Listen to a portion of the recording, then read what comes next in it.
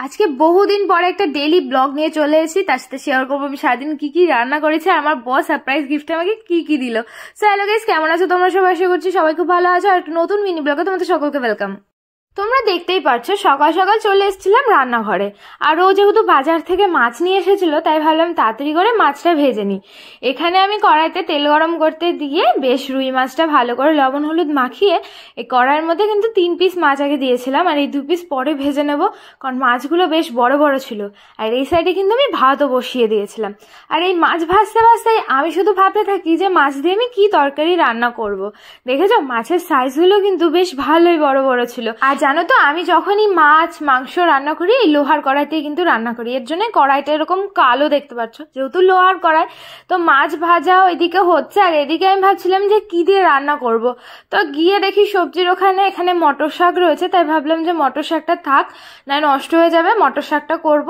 আর এখান থেকে আমি কিছু আলু নিয়ে নিচ্ছিলাম, আর আলু নিতে গিয়ে এই ছোট্ট আলুটা চোখে পড়লো। যদি আলু এরকম অনেক থাকতো তাহলে আলুর দম করে ফেলতে পারতাম। তো এখানে দেখি একটা ওলকপি রয়েছে, আর এই দেখো অর্ধেক বাঁধাকপি।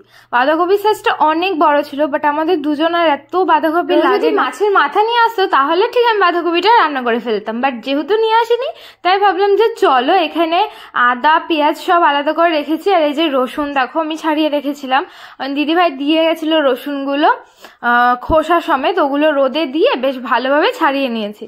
কিছুটা দিয়ে আমি মশলা করব, মানে মাছের ঝাল করব, আর ওলকপিটা দিয়ে ভাবছি মাছের একটা পাতলা ঝোল করব। যে অতগুলো মাছ তাই ভাবলাম যে 2 রকম তরকারি করব। তো এদিকে দেখো আমার মাছ ভাজা হতে না হতে কিন্তু আমার ভাতটা ততক্ষণে হয়ে গেছে। তাই আমি এখন ভাতের ফ্যানটা উপর দিয়ে দিচ্ছিলাম। আর প্রথম যখন আমি রান্না করতে পারতাম না মানে বাড়িতে, তখন আমি ভাতের ফ্যান উপর দিতে আমি কত ভয় পেতাম। আর দেখো এখন বিয়ের পরে সংসারী হয়ে সমস্ত কাজ একা হাতেই করতে হয়। এটাই তো আমাদের মেয়েদের জীবন, তাই না? বিয়ের পরে সবকিছু মানিয়ে গুছিয়ে নিয়ে একা হাতে সমস্ত কাজ করতে হয়। তো আমিও কিন্তু সমস্ত কাজ একা হাতে করতে শিখে গেছি। আর আমার না রান্না করতে বেশ ভালোই লাগে, কোনো আলিস্বামি লাগে না। এদিকে আমার ভাতটা রান্না হয়ে গেছে, তার সাথে আমার মাছ ভাজা হয়ে গেছে। তাই আমি এখন তরকারির সবজিগুলো তাড়াতাড়ি করে কেটে নিচ্ছিলাম। প্রথমে আলুগুলো কেটে নিলাম, আর অনেকটা পরিমাণে আলু কেটে ফেলেছি, তাই অর্ধেকটা রেখে দিয়েছি, যে অর্ধেকটা দিলে আবার বেশি হয়ে যাবে। আর এখানে দেখো এই যে মটর শাকটা বললাম ছিল, আগের দিন অল্প খেয়েছিলাম আর অল্প ছিল, কারণ বাজার থেকে ও অনেকটা পরিমাণেই মটর শাক এনেছিল। আর এই যে আমার না শাক কাটতে এত ভালো লাগে কি আর বলবো। দেখো আমি শাকগুলো কি সুন্দরভাবে কেটে নিচ্ছিলাম। আমি বাড়িতে থাকলেও মাকে বলতাম যে মা আমাকে দাও, আমি কেটে দিচ্ছি, কারণ আমার শাক কাটতে সব থেকে বেশি ভালো লাগে, মজা লাগে বেশ। কত বড় বড় থাকে আর কাটার পরে কুচি কুচি হয়ে যায়। তো এখন দেখো মটর শাকগুলো সব কেটে নিয়েছি, এখন ভালো করে ধুয়েও নিয়ে এসেছি। এবার মটর শাকটা তাড়াতাড়ি করে রান্না করব, তাই সাদা তেল কড়াইতে বসিয়ে দিয়েছি আর একটু কালো জিরে ফোড়ন দিয়েছিলাম। তারপরে এই শাকটা আমি কিন্তু এর মধ্যে দিয়েছি, আর কিছু কাঁচা লঙ্কা ছিঁড়ে রেখেছিলাম ওটাও এর মধ্যে দিয়ে একটুখানি লবণ আর একটুখানি হলুদ দিয়েছি, ব্যাস আর কিছুই না। কারণ এটাই খানিকক্ষণ একটুখানি নাড়িয়ে নেব, কারণ মটর শাক দিয়ে এমনিতে প্রচন্ড জল ওঠে, তাই আমি খানিকক্ষণ ঢেকে রেখেছিলাম। আর যখন জল একদম শুকিয়ে গেছিল তখন এর মধ্যে কিন্তু আমি একটু চালের গুঁড়ি গুলিয়ে দিয়েছিলাম, যাতে একটুখানি আঠো আঠো হয়, মাখো মাখো ভালো লাগে। রান্না হতে হতে আমি ততক্ষণে ওলকপিটাও কেটে নিয়েছি, আর এক পাশে কিন্তু আমি আলু ভেজে নিয়েছিলাম। দেখো এবার সেই ওলকপি আর আলু দিয়ে কিন্তু তাড়াতাড়ি করে একটা তরকারি রান্না করে ফেলছে, একদম পাতলা ঝোল ঝোল। তো আমি এখন জলটা দিয়েছি, এটা ফুটলে এর মধ্যে কিন্তু আমি মাছ দিয়ে দেবো।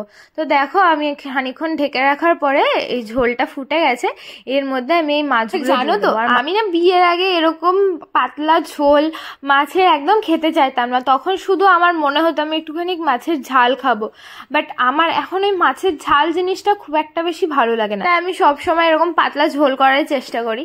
আর এদিকে আমার হাতটা দেখছিলাম আর ভাবছিলাম পুরো হলুদ হয়ে গেছে, যে কেউ দেখে বলবে যে আমি কেবল রান্না করে এসেছি। তো যাই হোক এই ভাবতে ভাবতে আমি কিন্তু এখানে কড়াইতে দেখো পেঁয়াজ শুকনো লঙ্কা জিরে ফোড়ন দিয়ে একটুখানি পেঁয়াজটা ভেজে নিয়ে এর মধ্যে কিন্তু মশলাটা দিয়েছি। তারপরে লবণ হলুদ একটু জিরের গুঁড়ো আর একটু কাশ্মীরি লঙ্কার গুঁড়ো দিয়ে বেশ ভালো করে মশলাটা কষিয়ে নেওয়ার পরে ওর মধ্যে কিন্তু যে আলুগুলো ভেজে রেখেছিলাম ওগুলো কিন্তু দিয়েছি, কারণ এখন হবে মাছের ঝোল। আর রান্না করতে করতে অমিত কিন্তু বাড়ি চলে এসেছিল, আর আমি যে মাছের ঝোল রান্না করছি এই দেখেও তো ভীষণ অবাক যে হঠাৎ আজকে আমার কি এমন হলো যে আমি আজকে ঝাল রান্না করছি। দেখো 2 পিস মাছ আলাদা তুলে রেখেছিলাম, তাই ভাবলাম যে এই 2 পিস মাছ দিয়ে ঝালটা করব, কিন্তু আমার মনে হচ্ছে গ্রেভিটা বেশি হয়ে গেছে। তো যাই হোক ওখানে তো আমি একটু জল দিয়ে মশলাটা ভালো করে কষানোর জন্য রেখে দিই দিয়ে এসেছিলাম ঢাকা দিয়ে। তো আমাকে ডাকা শুরু করেছে যে আসো এই গ্যাস ওভেনটা কেমন এসছে একটুখানি দেখি। তো আমাদের নামে গ্যাস ছিল না, তো ও ওর নামে নতুন করে গ্যাস বুকিং করেছিল, তো সেটাই দেখো এসছে। গ্যাস তো এসেছে, তার সাথে ওভেনটাও দিয়েছে। তো আমাদের তো ওভেন রয়েছে একটা কালো কালারের, তোমরা দেখেছো, যেটা আমি রান্না করি। আর এই যে এটা দিয়েছে একটা স্টিলের। তো আমি ভাবছিলাম যে এটা আমি আমার নিরামিষের জন্য রেখে দেবো, কারণ একটা এক্সট্রা নিরামিষের জন্য ওভেন খুবই দরকার হয়। তো এটা আবার প্যাকিং করে রেখে দিয়েছিল। আর নতুন নতুন ওভেনটা দেখতে কিন্তু বেশ ভালোই লাগছিল, পুরনো হয়ে গেলে কেমন লাগে তাই না? তো দেখো ওই ওভেনটা তো প্যাকিং করে রেখে দিচ্ছিল, আর এদিকে দেখি ঝোলটা ফুটে গেছে, তাই এর মধ্যে কিন্তু আমি মাছটা দিয়ে দিয়েছি। তো ফাইনালি আমার কিন্তু মাছের ঝোল রেডি হয়ে গেছে, দারুণ একটা স্মেল। আর এই যে আমি দেখো এখন নামিয়েও নিয়েছি। আর এই যে কড়াইতে একটুখানি এই যে গ্রেভিগুলো লেগেছিল, ওগুলো কিন্তু আমি আবার খুন্তি দিয়ে এরকম ভাবে নিয়ে নিয়ে রেখে দিচ্ছিলাম। আমার বেশ ভালো লাগে ওরকম। রান্না হয়ে গেছে, কিন্তু আমার এখনো কাজ শেষ হয়নি, এখনো প্রচুর কাজ। ঘর মোছা, ঘর ঝাড় দেওয়া, গ্যাস পরিষ্কার করা, তারপরে দেখো উঠোনটাও নোংরা রয়েছে, তাই তাড়াতাড়ি করে আমি উঠোনটাও কিন্তু ঝাড় দিয়ে পরিষ্কার করে নিয়েছি। আর এদিকে বাসনগুলো তাড়াতাড়ি করে কলপারে নিয়ে চলে এসেছিলাম। এখন এই কড়াইগুলো আমাকে মাজতে হবে, মানে লোহার কড়াই মাজা যে কি ডিফিকাল্ট কি বলবো। তো তাড়াতাড়ি করে বাসনগুলো মাজা হয়ে গেছে, তারপরে কিন্তু আমি স্নান করে পুজো দিয়ে একদম ফ্রেশ হয়ে গেছি। আর এখন যখন খেতে বসেছি তখনও শান্তি নেই। ও বলেছে যে ওকে আজকে খাইয়ে দিতে হবে, মানে মাঝে মাঝে এই আবদারটা করে, আমি না খেয়ে ওকে তাড়াতাড়ি করে আগে খাইয়ে দিই। মানে ও যে কি ভালো লাগে আমার হাতে খেতে কি আর বলবো, ওর নাকি খুব ভালো লাগে নিজের হাতে না খেয়ে বইয়ের হাতে খেতে। তো ওকে খাইয়ে দেওয়ার পরে ফাইনালি কিন্তু আমি খেতে বসে পড়েছি। আর হ্যাঁ, আমি কিন্তু কালকে ভিডিওটা আপলোড করেছিলাম যে দুপুরবেলা আমি কি কি খেয়েছি। তোমরা অনেকে দেখি কমেন্ট করছো এতগুলো মাছ খেয়েছো, তো আমি ভাত না খেয়ে যদি মাছ খাই তাহলে কি অসুবিধা আছে? আমার মাছ খেতে খুব ভালো লাগে, বিশেষ করে যদি রুই মাছ হয়, মানে আমার কাছে কোনো ব্যাপার না 3 পিস মাছ খেয়ে নেওয়া, ভাতটা শুধু না খেলেই হলো। আর তোমাদেরকে তো একটা কথা শেয়ার করাই হয়নি, গত 18 তারিখে আমাদের ছিল লাভ অ্যানিভার্সারি, মানে যদি বিয়ে না হতো তাহলে সেলিব্রেট করতাম, এবার 7 ইয়ার্স কমপ্লিট করতাম আমরা। যাই হোক, ও কিন্তু আমাকে গিফট দিতে ভুলিনি, ও আমার জন্য কিন্তু গিফট নিয়ে এসেছিল, আর যেটা আমার খুব পছন্দ হয়েছে, ভাবলাম তোমাদের সাথে একটু শেয়ার করি। কুর্তিটা তো আমার ভীষণ পছন্দ হয়েছে, দেখো রেড কালারের কুর্তিটা ছিল, তো একদিনকে পরবো অবশ্যই আমি। আর তার সাথে নিয়ে এসেছিল একটা শাড়ি, এই দেখো শাড়িটার কালারটা পুরো ডিপ গ্রিনের মধ্যে। আর ওকে আমি বলছিলাম এটা কি শাড়ি, ও বললো যে অর্গেনজা সিল্ক। তো আমার ভীষণ ভাল লাগছিল শাড়িটা দেখে, তো আমি ভীষণ হ্যাপি হয়ে গেছিলাম। দেখো শাড়িটা পুরো ট্রান্সপারেন্ট, আর এত সুন্দর শাড়ি কি আর বলবো, মানে আমি ওকে কোনো গিফট দিতে পারিনি, বাট ও আমাকে গিফট দিয়েছে মনে করে এটাই অনেক। তারপরে সন্ধ্যাবেলা একটুখানি রেডি হয়েছিলাম, বললো চলো একটুখানি ঘুরু করে আসি, অনেকদিন কোথাও ঘুরতে বেরোয় না। তো চলে এসেছিলাম আমরা কিন্তু ঘুরতে বেরিয়ে ফুচকা খেতে। তো ফার্স্টে জল ফুচকা খেয়েছিলাম, জল ফুচকা খেয়ে হয়নি, তা ভাবলাম যে চলো চাটনি ফুচকা খাই, তাই আমরা 2 প্লেট চাটনি ফুচকা অর্ডার দিয়েছিলাম। ফার্স্টে দই ফুচকা দিতে গেছিলাম, বাট দই ফুচকা তো শেষ হয়ে গেছিলো, তাই চাটনি ফুচকাই খাবো ভাবলাম। এখানে দেখো কাকুটা যখন বানাচ্ছিল না, আমার তো দেখেই জিভে জল চলে আসছিল। ফুচকাটা খেতে তো অসাধারণ ছিল, আমার বিয়েতেও এই কাকুকেই ফুচকা জন্য বলা হয়েছিল, ইনিই ছিল।